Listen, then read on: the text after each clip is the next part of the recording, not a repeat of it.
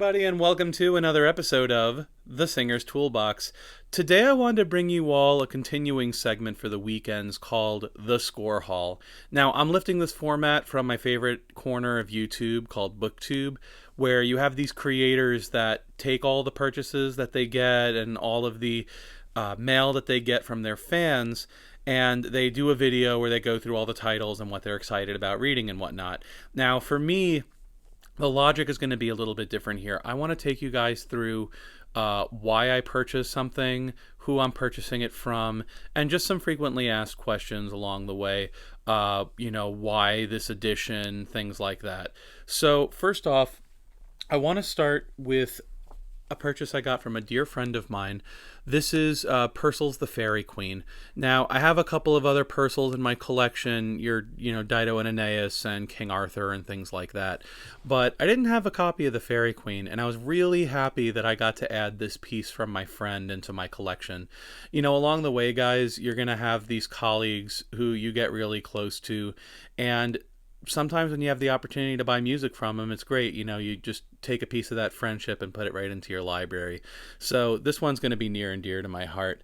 But I really appreciate how clean this edition is. I was looking through, and guys, when you do Purcell, to be honest, I really don't know if there is like a critical edition of Purcell. There might be like an Oxford University Press, something like that. But for the most part, Novello is really where you want to go to get your Purcell. So, looking forward to using this. Hopefully I get to use it at some point in a production. But let's go on to the next one here. We have our Lehar's Paganini.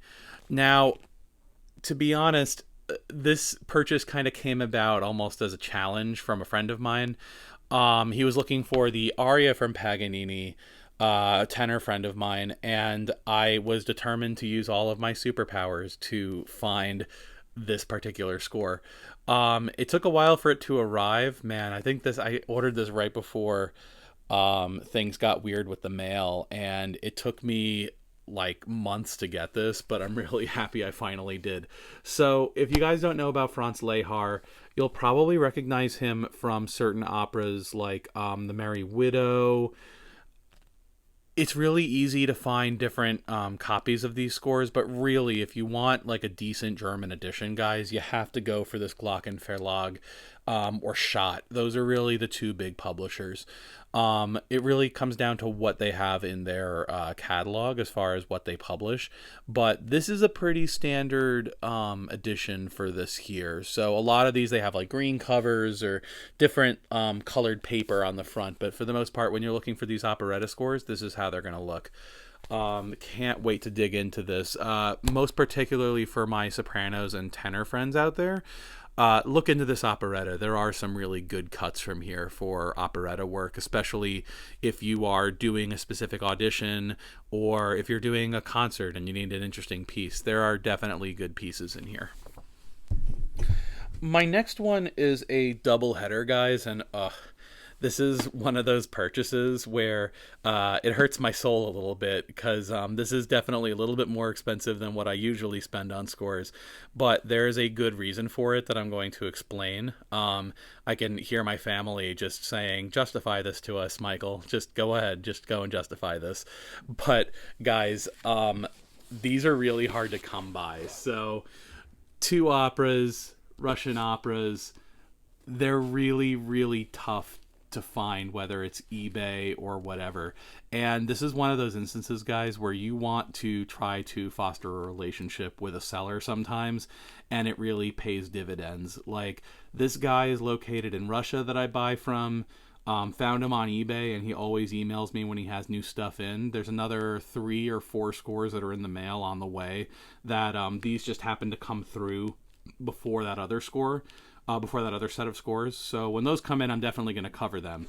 But right here we have Tsar's Bride, and we have Ruslan I Ludmila. These are both Glinka, by the way. And guys, I can't stress enough, because I get this question all the time. It pops up in the forum. Like, where do you get your Russian scores? there is not a really effective way to buy Russian scores that's not going to hurt your bank account. It's really worth it just to like find a seller who's willing to work with you. And if they say, you know, buy like 3 or 4 and get them for this price, in the end, it's probably going to work out better for you than buying them individually. But that's my advice when it comes to these things. So again, this is Tsar's Bride and Ruslan y Ludmila. Totally worth looking into. Ugh, I love these things.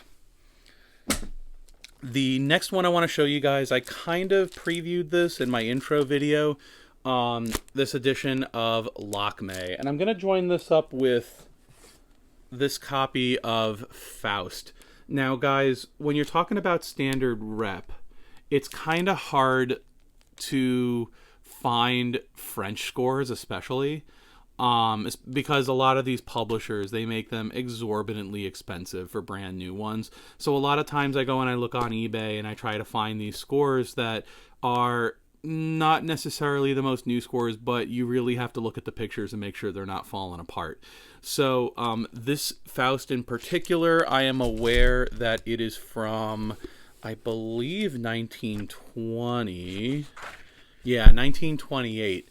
So this is kind of one of those caveat emptor, like make sure when you buy these scores that you look at the pictures and make sure the binding's not falling apart. But there's definitely a value in buying scores that are of the original publisher, because a lot of times, and don't get me wrong, I tell singers all the time, like, go for French scores, just go and buy the Schirmer initially, because it's the same music, it's just a different editor who put it together. But there is a value in looking at some of these older editions to really see what the composer's original intentions were. A lot of times, guys, when you buy a French score and it's from Choudon or Durand, like, they don't change the plates. There's maybe only 1 or 2 plate sets for a lot of these French operas. So when you buy an older book, it's not necessarily going to be a different edition of the book.